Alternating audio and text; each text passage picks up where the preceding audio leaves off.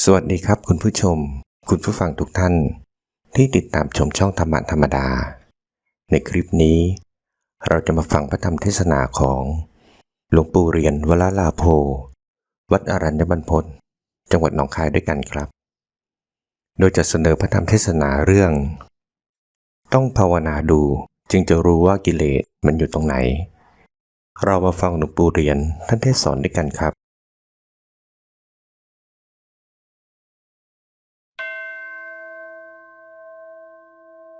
ไปพึงพากันตั้งใจสำรวมใจของตนให้ดี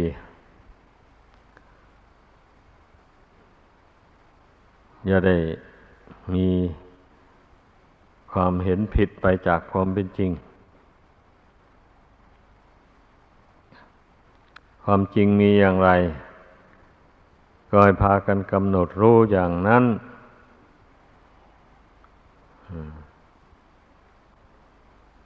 ธรรมดาจิตที่ยังมีอวิชชาตัณหาครอบงำอยู่นี่มันไม่ชอบอยากจะพิจารณาให้เข้าถึงความจริงโดยอาศัยตัณหาราคะเป็นเครื่องกีดกันไว้ไม่ให้จิตยั่งเข้าไปถึงความจริงของทุกสิ่งทุกอย่างหรือหมายเอารูปธรรมนามธรรมนี่เองถึงแม้ว่า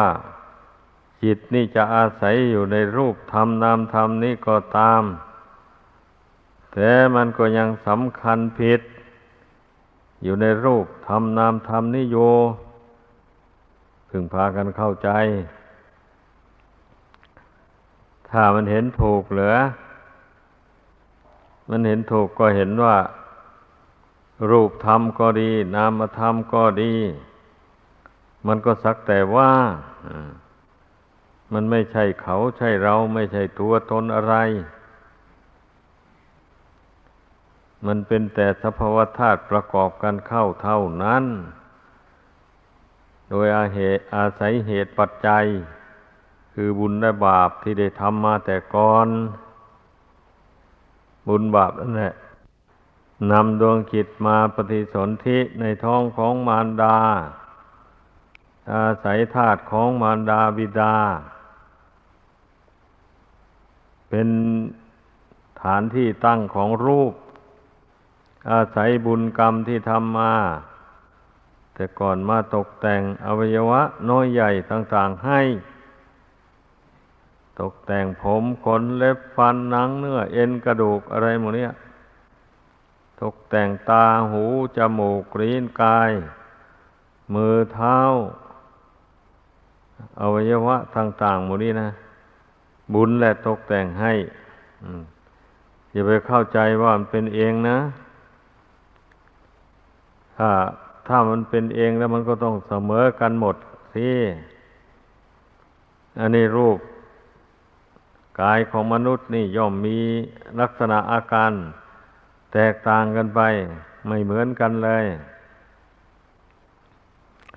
ทั้งนี้มันก็ขึ้นอยู่กับบุญกรรมเป็นเครื่องตกแต่งถ้าผู้ใดมีบาปกรรมติดตัวมาตกแต่งให้บุญก็แต่งให้เกิดมาเป็นคนบาปก็ตกแต่งให้มีอวัยวะร่างกายพิกลพิการต่างๆก็เราเห็นกันอยู่แล้วนี่นะมันเนี่ย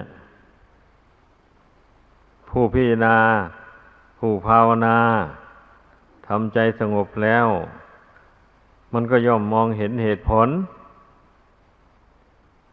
ของความเป็นมาแห่งรูปกายอันนี้ตามความเป็นจริงส่วนนามธรรมเมื่อจิตมาอาศัยอยู่ในรูปอันนี้แล้วมันก็เกิดเป็นนามธรรมขึ้นมาเป็นเวทนาเป็นสัญญาเป็นสังขารเป็นวิญญาณขึ้นเรียกว่าเป็นอาการของจิต นั่นแหละไม่ใช่ตัวจิตนะนามธรรมเนี่ยมันเป็นอาการเฉยๆเหมือนอย่างไฟอย่างนี้แหละเหมือนอย่างไฟฟ้าอย่างนี้นะตัวไฟนะมันอยู่ในหลอดแต่แสงสว่างนั่นมันออกมาจากดวงไฟนั่นเองเพราะฉะนั้นแสงสว่างจึงชื่อว่าเป็นอาการของไฟเมื่อไฟนั้นดับแสงสว่างก็ดับไปตามกันเป็นอย่างนั้นอันนี้ชั้นใดก็อย่างนั้นแหละเมื่อเหตุปัจจัยที่มาแต่งรูปกายอันนี้นะมันดับไปรูปกายอันนี้มันก็ดับไปเช่นเดียวกันไม่มีอะไรยั่งยืนต้องพิจารณาให้มันเห็นจริงอยู่เหตุปัจจัยคือบุญและบาปนั้นไม่มีรูปร่างอะไรเลยแต่เราก็ดูลักษณะอาการที่บุญบาปมันตกแต่งให้อย่างที่ว่ามาแล้วนั่นแหละมันไม่บาปมันก็แต่งให้เป็นไปอีกแบบหนึ่งบุญมันก็แต่งให้เป็นไปอีกแบบหนึ่งมันคนละแบบกันเป็นอย่างนั้นแบบที่นี้ทั้งบุญทั้งบาปอาศัยเหตุปัจจัยบุญคือบุญและบาปอาศัยบุญและบาปตกแต่งรูปนามนี้มาเมื่อบุญบาปหมดลงรูปนามนี้ก็แตกทำลายลงเท่านี้แหละการเกิดมาในโลกอันนี้นะพากันภาวนาพิจารณาให้เห็นเหมือนอย่างเรารับประทานอาหารลงไปอาหารไฟธาตุมันก็ย่อยอาหารให้เป็นน้ำอันละเอียดแล้วก็ซึมซาบเข้าไปเลี้ยงร่างกายนี้ไว้ร่างกายนี้จึงได้เปล่งปลั่งอยู่ได้จึงไม่เหี่ยวแห้งเข้าไปถ้าหากว่าร่างกายนี้เกิดความวิบัติธาตุทั้งสี่ไม่ปรองดองสามัคคีกันแล้วเช่นนี้นะอย่างว่าไฟธาตุมันอ่อนเผาอาหารไปย่อยร่างกายไม่เพียงพอเช่นนี้ร่างกายนี้ก็ย่อมซูบซีดลงไป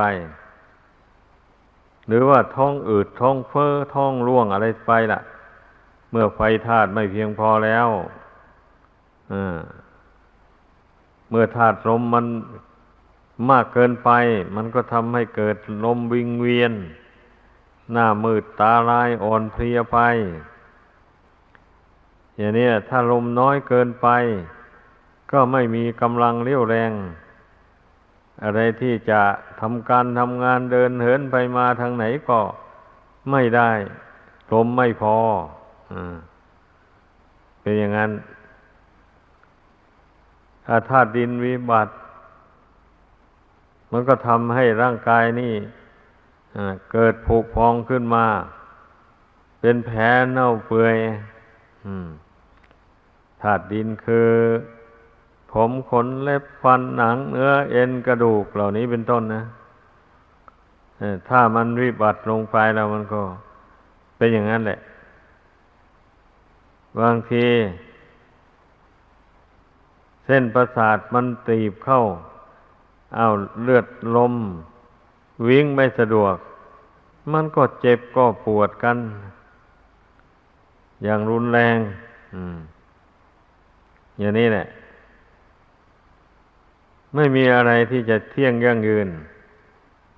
ธาตุทั้งสี่ดินน้ำไฟลมนี้ก็ดี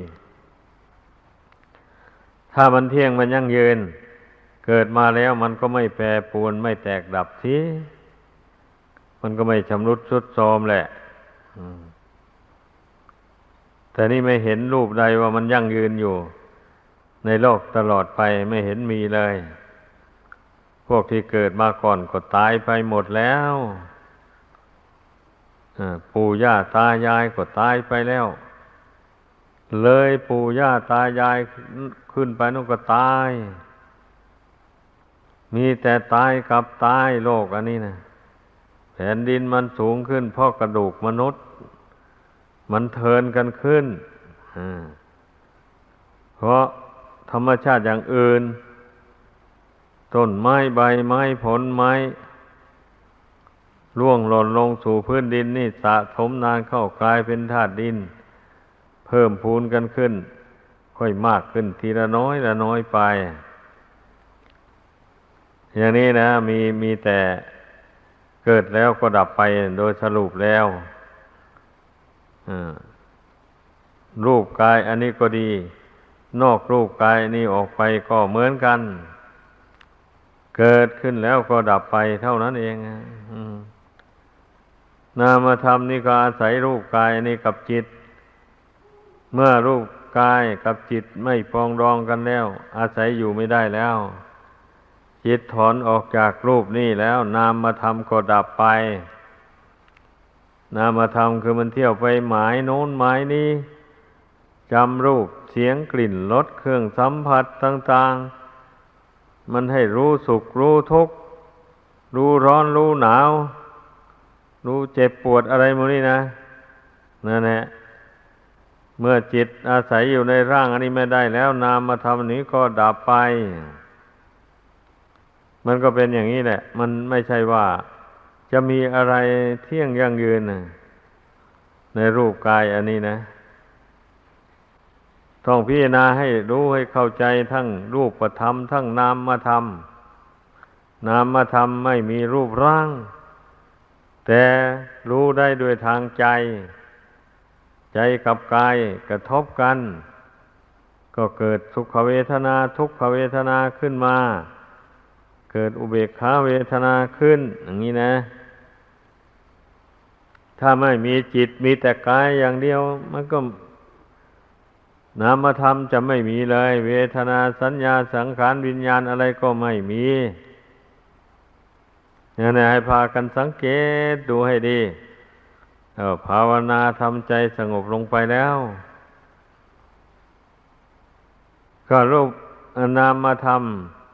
อาการของจิตเหล่านี้มันก็เกิดแล้วดับไปเกิดแล้วดับไปอยู่อย่างนั้นไม่มีอะไรที่จะเที่ยงยั่งยืนเลยมันก็เหลือแต่ความรู้อันเดียวเท่านี้เอาไปเอามานะความรู้อันนี้มันไม่เกิดมันไม่ดับมันอยู่อย่างนี้ตามธรรมชาติของมันแต่ความรู้อันนี้นะเมื่อมันยังไม่ฉลาดมันจึงต้องยึดโน่นยึดนี่ได้มาอาศัยรูปกายอันนี้โยเนื่องจากว่าเมื่อมันเกิดมาแต่ทีแรกมันก็อาศัยรูปจิตอันนี้นะท่านกล่าวไว้ว่าตั้งแต่เป็นสัตว์เล็กๆอยู่ในน้ำคลำนั่นแหละมาจนมันพัฒนาตัวเองเจริญใหญ่ขึ้นเป็นสัตว์ใหญ่ขึ้นใหญ่ขึ้นมาโดยลำดับในที่สุดก็สัตว์เหล่านี้ได้ใกล้ชิดกับมนุษย์ยินดีกับมนุษย์ไปมาตายแล้วก็มาเกิดเป็นคนขึ้นมาอีกนั่นเรียกว่ามันพัฒนาตัวเองมาโดยลำดับมาเป็นคนไม่มีสติปัญญาอยู่นั่นกันหลายนานหลายชาติหลายภพกลัวว่าอินทรีย์เนี่ยมันจะแก่กล้าขึ้นมาจะมีสติมีปัญญารู้การแสวงหาเลี้ยงชีพทำความเจริญให้แก่ตนมีบ้านมีเรือนอันมั่นคงถาวรมีเครื่องอำนวยความสะดวกอย่างสมัยปัจจุบันนี่มันก็เนื่องมาแต่มันพัฒนามาแต่ความไม่รู้นั่นแหละให้เกิดเป็นความรู้ความฉลาดขึ้นมาโดยลำดับทีนี้พูดถึงว่าท่านผู้ที่เชื่อพระปัญญาตรัสรู้ของพระพุทธเจ้าเมื่อได้ฟังคำสอนของพระพุทธเจ้าแล้วก็ ชื่อการกระทำของตัวเองว่าตนจะมีความสุขความทุกข์ใดๆก็เกิดจากการกระทำของตนเองไม่ได้อาศัยสิ่งศักดิ์สิทธิ์ภายนอกผู้ใดรู้อย่างนี้แล้วมันก็ตั้งใจฝึกหัดปฏิบัติไปตามคำสอนของพระพุทธเจ้าเลยเพราะแต่ก่อนเมื่อยังไม่ได้ปฏิบัติตามคำสอนของพระพุทธเจ้านั้นนะทำดีบ้างทำชั่วบ้างถ้าคบคนดีคนดีชักชวนไปทำบุญกับไปกับเขาถ้าไปคบคนชั่วเขาชักชวนไปฆ่าสัตว์ตัดชีวิตไปลักสิ่งของเขาไปฉ้อโกงเขาไปประพฤติผิดในกามเล่นชู้กับเมียเขาผัวเขาชักชวนให้ไปกล่าวคำเท็จหลอกลวงเอาทรัพย์สมบัติผู้อื่นมาเป็นของตนก็ดีเขาชักชวนให้ไปดื่มเหล้าเมาสุรากัญชายาฝิ่นเฮโรอีนก็ไปกับเขาคนไม่รู้มันเป็นอย่างนั้นดังนั้นคนเรามันจึงมีชีวิตอยู่ไม่สม่ำเสมอเมื่อมีความสุขมาแล้วไม่นานหน่อยหนึ่งก็เกิดความทุกข์ขึ้นมาได้รับความผิดหวังได้รับความเดือดร้อนอะไรต่ออะไรขึ้นมาซึ่งไม่สามารถจะแก้ให้ตกได้นี่แหละคนไม่รู้มันทำทั้งดีทั้งชั่วเมื่อผลมันมาอำนวยให้มันก็ได้รับทั้งสุขทั้งทุกข์คุกเข้ากันไปเมื่อบุคคลใดทำตัวเป็นตัวของตัวเองปรารถนาดีใส่ตัวเองแล้วก็หาคบตั้งแต่คนดีคนประพฤติสุจริตด้วยกายวาจาใจคนไม่บำเพ็ญตนเป็นนักเลงเจ้าชู้เป็นนักเลงเหล้าเป็นนักเลงเล่นการพนันผู้ใดเว้นจากอบายมุขเหตุเครื่องชิบหายเหล่านี้อีกอย่างหนึ่งไม่ไปคบหากับคนพาลสันดานหยาบคนผู้เช่นนั้นแหละพระพุทธเจ้าทรงตรัสว่าเป็นนักปราชญ์เป็นบัณฑิตเมื่อบุคคลใดไม่บำเพ็ญตนเป็นนักเลงเจ้าชู้อย่างนี้สำหรับผู้ครองเรือนก็ย่อมมีความสมัครสมานสามัคคีกันกับครอบครัวไม่ทะเลาะวิวาทผิดเถียงกันเงินทองหามาได้ก็สามารถรวบรวมไว้ฝากธนาคารอย่างนี้แหละบุคคลที่ไม่บำเพ็ญเป็นนักเลงสุรากัญชายาฝิ่นเฮโรอีนหมดนี้ก็เหมือนกันนั่นแหละมีร่างกายสมบูรณ์โรคภัยอันร้ายแรงไม่เบียดเบียนเพราะว่าของเสพติดเหล่านี้มันมีเชื้อโรคอยู่ในตัวมันแต่มนุษย์เราชอบกลิ่นชอบรสของมันแม้นว่ามันจะมีเชื้อโรคอยู่ในตัวมันก็ยอมก็ดื่มก็บริโภคกันไปอย่างนี้นะหาได้คิดถึงภัยจะมาถึงชีวิตของตนไม่เลยหาแต่ความสนุกนั่นแหละไอ้อย่างนี้นะบุคคลผู้ไปคบกับคนพาลก็พาชักชวนไปดำเนินไปตามทางแห่งความฉิบหายทั้งทรัพย์สินเงินทองเข้าของแล้วเสื่อมโทรมถึงร่างกายสังขารจิตใจไม่มีอะไรที่จะเจริญดีขึ้นเลยร่างกายก็ดีจิตใจก็เสื่อมจากคุณธรรมอย่างนี้แหละชีวิตเลยตกต่ำไปแทนที่จะมั่งมีสีสุขอย่างคนที่เขาไม่ประพฤติชั่วดังกล่าวมานี้มันก็ไม่มีทางจะเจริญรุ่งเรืองทัดเทียมกับเพื่อนฝูงที่เขาประพฤติดีได้ ก็ลงทุกข์คนเราเมื่อลงทุกข์อย่างนั้นแล้วมันก็ทำความดีอะไรไม่ได้เลยชีวิตก็มีแต่ตกต่ำเหมือนกับตกเหวนั่นแหละดังนั้นน่ะควรพากันรู้ผู้บวชเข้ามาบางคนนะได้รับคำสั่งสอนแล้วแสดงโทษแห่งของเสพติดของความเป็นนักเลงเหล่านี้ให้ฟังแล้วอยู่ไม่ได้สึกออกไปมันก็ไปคบเพื่อนเกเรเข้าไปอีกก็เลยกลายเป็นคนเกเรไปแทนที่จะรักษาคุณงามความดีของตนไว้ให้ได้ก็รักษาไม่ได้เลยจึงสมกับพระพุทธเจ้าทรงแสดงไว้ว่ายังเวเสวติตาดีโซพบคนเช่นใดก็เป็นเช่นคนนั้นดังนั้นทุกคนพึงเลือกคบคนอยู่ในโลกนี้นะที่จะมีความสุขความเจริญไปได้คนไหนไม่บำเพ็ญเป็นนักเลงสี่จำพวกนี่ควรคบหาสมาคมโดยแท้คนไหนไม่โลภมากไม่ประพฤติทุจริตหลอกลวงฉ้อโกงเอาสมบัติผู้อื่นมาเป็นของตนหากินโดยทางซื่อสัตย์สุจริตควรคบกับบุคคลเช่นนั้นคนไหนไม่เป็นนักเลงเจ้าชู้รักเดียวใจเดียวอย่างนี้มันก็ควรคบหากับบุคคลเช่นนั้นคนไหนไม่ชอบเล่นการพนันหาเงินหาทองได้มาแล้วมากก็ดีน้อยก็ดีก็แบ่ง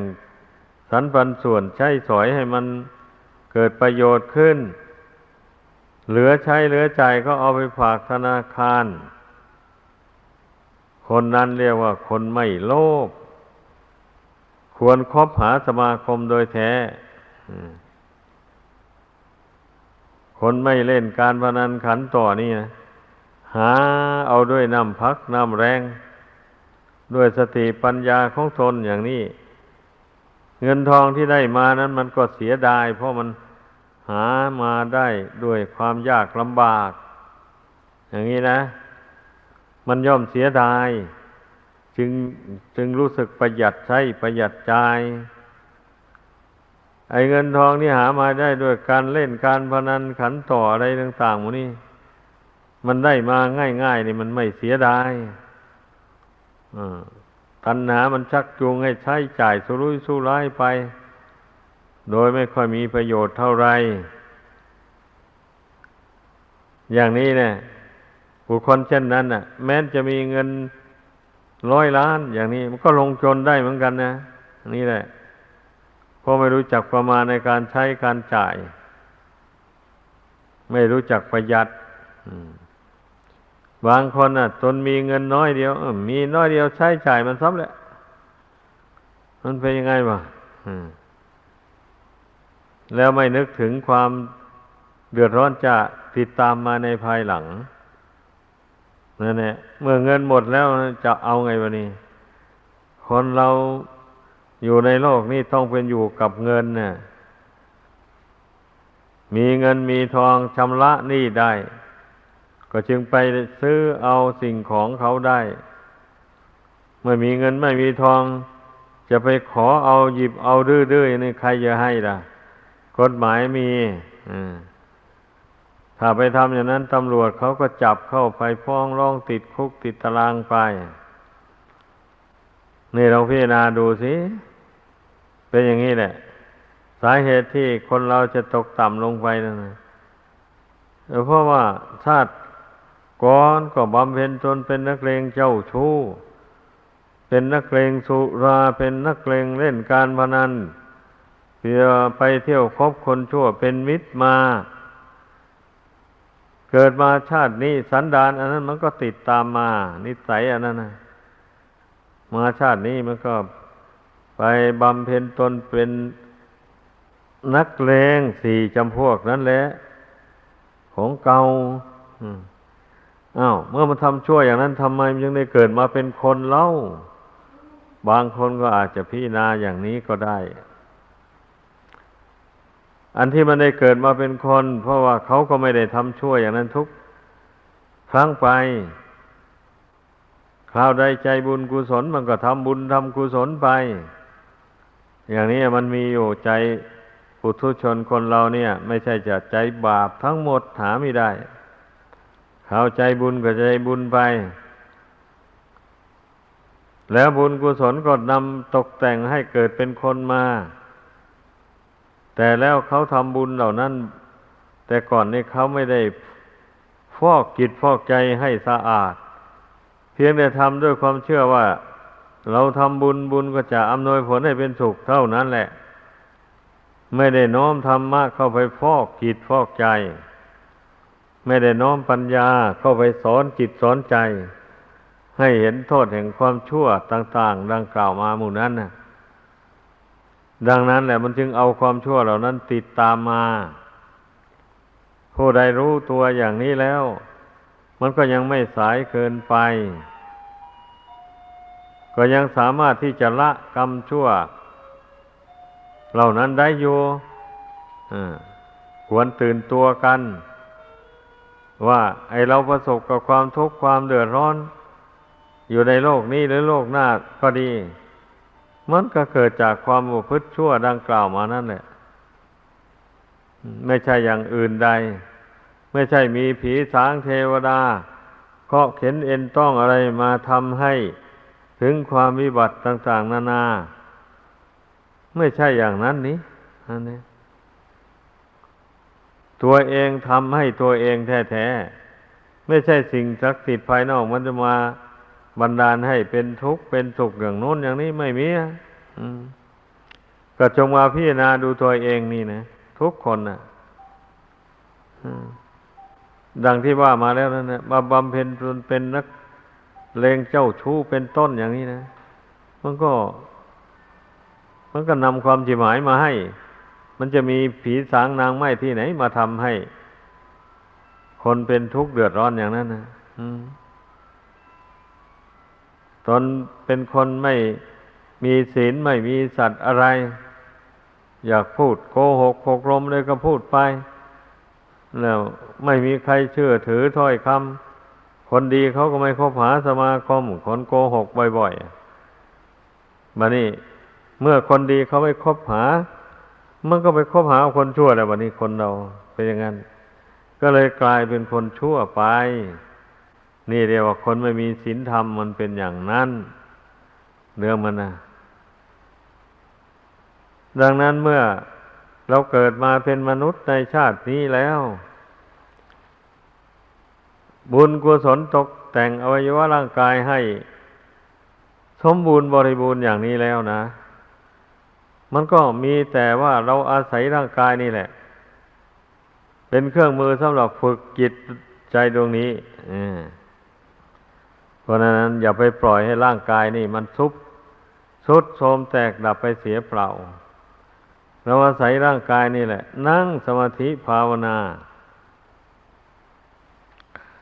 ยึดเอาคุณพระพุทธเจ้าเป็นที่พึ่งบริกรรมพุทโธเข้าไปในใจให้มั่นคงเข้าไปเมื่อใจมันไม่ยึดอารมณ์อื่นๆมันยึดเอาพุทโธนี่เป็นที่ระลึกเป็นที่พึ่งอยู่ในใจแล้วใจมันก็เบาอารมณ์ภายนอกมันดับไปแล้วนะใจก็เบาใจก็ปลอดโปร่งอย่างนี้แหละเมื่อผู้ใดภาวนามีสติประคองจิตให้นึกพุทโธพุทโธอยู่บ่อยๆเข้าไปอย่างนี้สติมันแก่กล้ามันก็ไม่เผลอแล้ววะนี่ไม่เผลอคิดไปทางอื่นทีแรกมันก็คิดไปนั่นแหละมันก็เผลอไปแต่เมื่อเราฝึกนานๆเข้าสติมันแก่กล้าเข้าไปแล้วมันก็ไม่เผลอจิตก็ตั้งมั่นอยู่ในพุทโธเมื่อจิตตั้งมั่นในพุทโธแล้วบัดนี้กิเลสอันเป็นเครื่องรบกวนจิตใจฟุ้งซ่านเลื่อนลอยมันดับไปหมดแล้วมันก็รวมเป็นหนึ่งลงไปเองพุทโธก็ระงับลง ก็เหลือแต่ความรู้กับสติตั้งมั่นอยู่ในปัจจุบันอันนี้แหละหนทางแห่งความสุข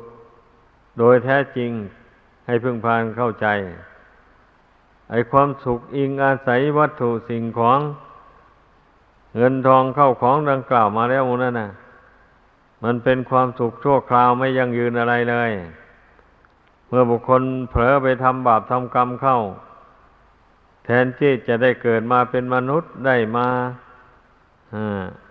สร้างบ้านสร้างเรือนอยู่อาศัยได้มีอาหารอร่อยบริโภคไม่มีแล้วความสุขเหล่านั้นหายตายแล้วไปตกนรกหมกไหม้อยู่น้ำร้อนลวกไฟเผาไปเป็นเปรตเป็นผีกินน้ำเน่าน้ำเหลืองของตัวเองไปเป็นสัตว์สิ่งเดรัจฉานให้เขาแล่เนื้อเถือหนังเอามาเป็นอาหารอย่างทุกไม่ว่าสมัยใดยุคใดสัตว์นี่เกิดมาสำหรับเป็นอาหารของมนุษย์แท้ๆมนุษย์ฆ่าสัตว์นี่วันหนึ่งคิดทั่วโลกนี่หลายล้านตัวอย่างนี้แหละถ้าบังเอิญใครทำชั่วลงไปแล้วได้มาเกิดเป็นสัตว์สิ่งเดรัจฉานเช่นนั้นแล้วก็ถูกเขาฆ่าเขาแกล้งได้รับทุกข์ทนทรมานแสนสาหัสลองคิดดูให้ดีนี่แหละจิตใจเมื่อไม่ได้ฝึกฝนนะมันไปคบหาสมาคมกับคนพาลเขาแล้วคนพาลเขาชักจูงไปในทางชั่วทางต่ำมันก็ไปตามเขาบัดนี้มันก็ไม่ปรารถนาอยากคบคนดีแล้วเก้อแล้วใจฝ่อแล้วถ้านึกถึงว่าจะไปคบหานักปราชญ์บัณฑิตกรรมชั่วที่ตนทำนั้นมันไม่ยอมให้ไปเช่นพวกที่ไปคบหาสมาคมกับพวกเดียรถีพวกเดียรถีเขาชักชวนทำกรรมวิธีอันไม่เป็นประโยชน์นั่นก็ไปตามเขาแหละเป็นอย่างนั้นนะเมื่อไปคบกับบุคคลผู้ที่มีความเห็นผิดชอบฆ่าสัตว์ตัดชีวิตบูชายันอย่างนี้แล้วตนก็จำเป็นต้องทำกับเขาแหละแบบนี้นะเนี่ยการไปฆ่าสัตว์ตัดชีวิตบูชายันอย่างนั้นมันไม่เป็นทางพ้นทุกข์เลยเพราะไปทำลายชีวิตของสัตว์เนี่ยมันก็เป็นบาปเป็นโทษมันเป็นอย่างนั้นดังนั้นให้เห็นความสำคัญในการคบหาสมาคมกับบุคคลถ้าคนใดเราพิสูจน์แล้วว่ามีนิสัยชั่วติดตัวมากมายนิสัยดีมีนิดหน่อยเราก็ไม่คบหาสมาคมหาทางหลีกเว้นเป็นอย่างนั้นคนฉลาดนะไม่ใช่ว่าโลกทั้งโลกจะมีแต่คนชั่วคนพาลทั้งหมดหาไม่ได้คนดีก็มีอยู่ดังนั้นเราต้องเลือกเราต้องฟังคำสอนของพระพุทธเจ้าพระพุทธเจ้าว่าคนพาลได้แก่คนประเภทไหนดังที่แสดงให้ฟังมานั่นแหละเรียกว่านิสัยของคนพาลทางนั้นแหละการบำเพ็ญตนเป็นนักเลง4 จำพวกและการไม่สำรวมในพุทธบัญญัติ5 ประการนั่นน่ะมันก็ทำให้เป็นคนใจดำอำมหิตขาดเมตตากรุณาต่อมนุษย์และสัตว์ทั้งหลายผู้ใดไปคบคนเช่นนั้นก็จะเป็นไปอย่างเขาจะกลายเป็นคนใจดำอำมหิตไปไม่มีสติปัญญาจะละบาปละโทษเหล่านั้นได้เลยก็อย่างนี้แหละขอให้พากันพิจารณาคำสอนของพระพุทธเจ้าให้ดีๆพิจารณาตั้งใจพิจารณาให้ลึกซึ้งลงไปเราจะเห็นว่าเป็นสิ่งที่น่าปฏิบัติตามจริงๆคำสอนของพระพุทธเจ้านี่เมื่อปฏิบัติตามแล้วเราจะได้พ้นจากความทุกข์หมายความว่างั้นพ้นจากความทุกข์ในอบายภูมิทั้ง 4มีนรกเป็นต้น นี่เป็นความพ้นทุกข์ในขั้นต้นนะขั้นที่สองเราก็จะได้พ้นจากการเกิดแก่เจ็บตายวนเวียนไปในวัฏสงสารนี่เพราะว่าเมื่อบุคคลมีชีวิตอยู่เกิดมาเป็นคนอย่างนี้แล้วไม่ได้ไปตกนรกหมกไหม้นะก็เลยมาสร้างบุญบารมีอย่างนี้แหละ อย่างที่เราปฏิบัติกระทำกันอยู่นี่เองนะพอกพูนบุญบารมีให้สูงขึ้นไปโดยลำดับเมื่อมาเป็นมนุษย์นี่ได้คบหาสมาคมนักปราชญ์บัณฑิตท่านชักชวนให้ละความชั่วทำความดีบุญบารมีมันก็มากขึ้นโดยลำดับแต่เมื่อมันยังไม่เต็มตายแล้วบุญบารมีเหล่านี้ก็นำไปเกิดสุคติโลกสวรรค์อันเป็นโลกแห่งความสุขไม่ใช่โลกแห่งความทุกข์แต่ว่าเป็นความสุขชั่วระยะยาวพอสมควรเดียวแหละแต่มันก็หมดได้เหมือนกันแหละความสุขในสวรรค์ก็ดีแต่เมื่อบุคคลผู้ที่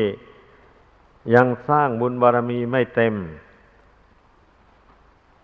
เมื่อสั่งสมบุญบารมีไว้พอสมควรอย่างนี้ตายแล้วก็ไปเกิดสวรรค์เสวยผลแห่งบุญกุศลอันนั้นอยู่สบายไม่ได้ไปตกนรกไม่ได้เป็นเปรตอสุรกายสัตว์ดิเรกชัน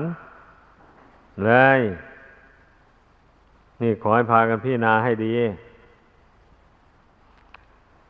บางคนเนี่ย แก่หัวเนื้อเกินไปเฮ้ยสวรรค์เนี่ยมันไม่พ้นทุกข์หรอกไปทำไม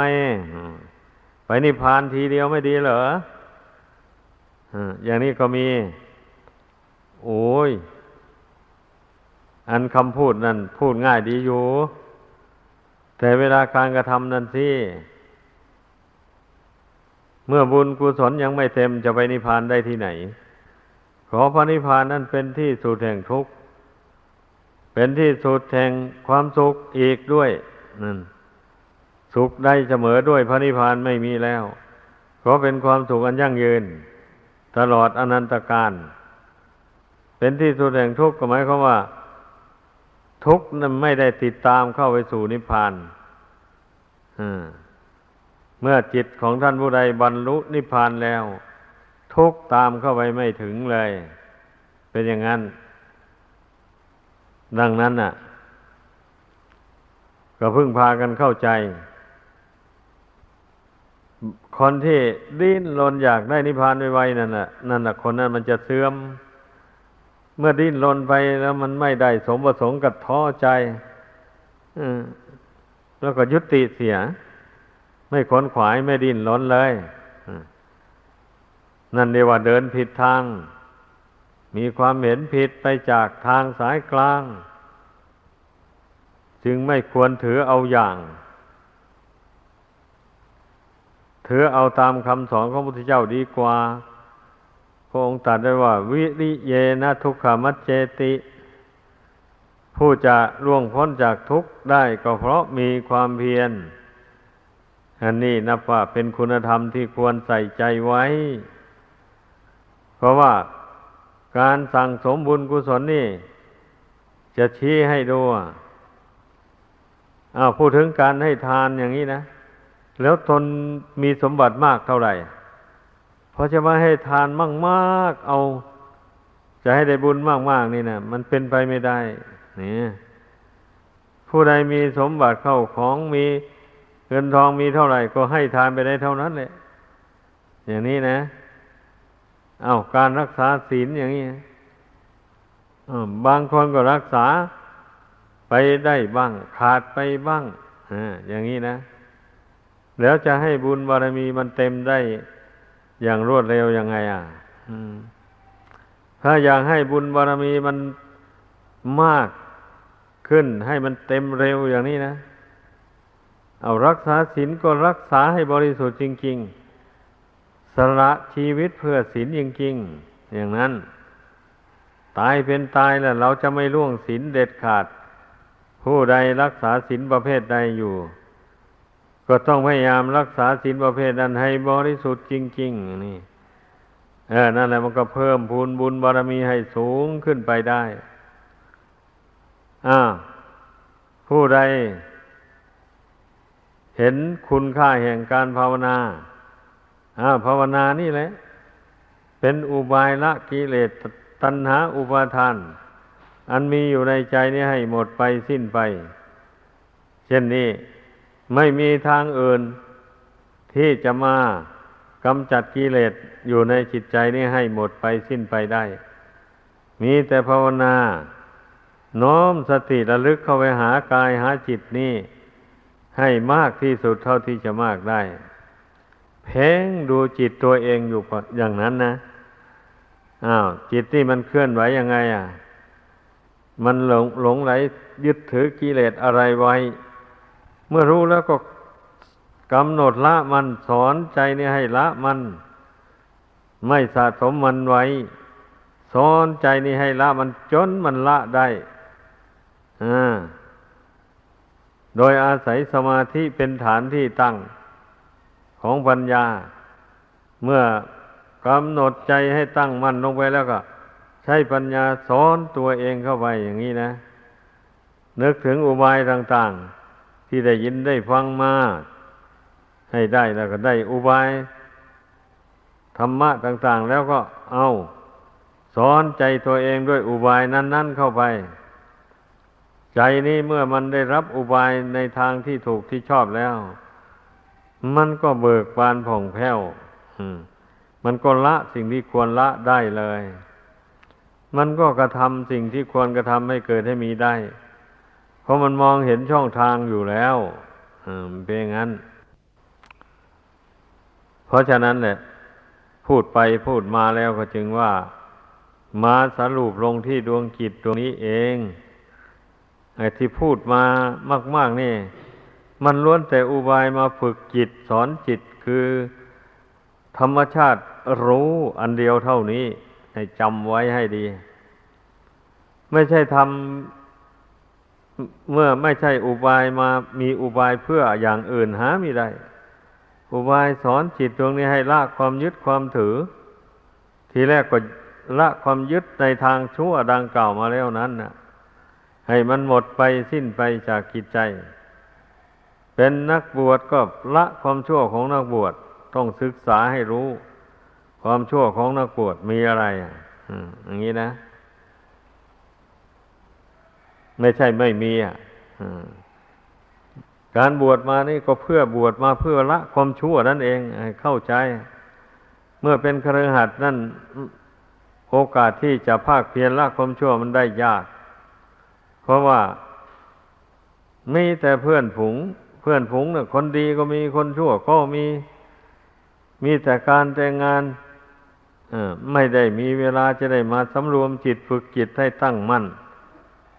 ไม่ได้มีปัญญาจะมาสอนจิตให้ละความชั่วอันนั้นได้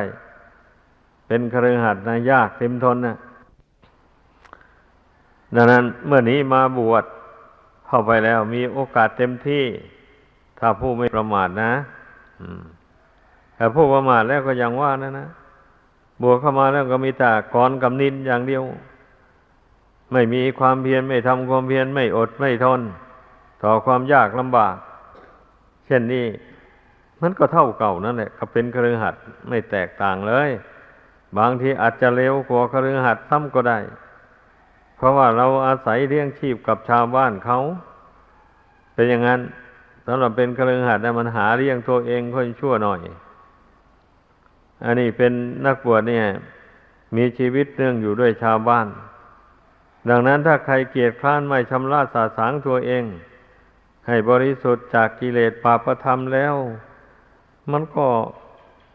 ไม่มีผลอะไรอันเป็นที่น่าชื่นใจเลยการบวชนะถ้านักบวชผู้ใดตั้งใจฝึกตนทรมานตนเข้าไปทำราคะโทสะโมหะมานะทิฏฐิต่างๆเหล่านี้ให้เบาบางออกไปจากจิตใจให้ได้แล้ว ย่อมได้รับความอุ่นใจต่อตัวเองเลยได้รับความปลอดโปร่งใจเชื่อแน่ว่าตายแล้วตนไม่ไปนรกแน่นอนนี่แหละได้ความอุ่นใจแม้ว่าไม่ได้บรรลุมรรคผลธรรมวิเศษก็เรียกว่าไม่ไปสู่นรกก็แล้วกันแหละไม่ไปเป็นเปรตอสุรกายสัตว์เดรัจฉานก็มีสุคติเป็นที่ไปเป็นอย่างนั้นขอให้เข้าใจกันเมื่อเข้าใจอย่างนี้แล้วก็พึงพากันพิจารณาประพฤติปฏิบัติตามด้วยความไม่ประมาทก็จะได้ประสบความสุขอันไพบูรณ์ไม่วันใดก็วันหนึ่งดังแสดงมา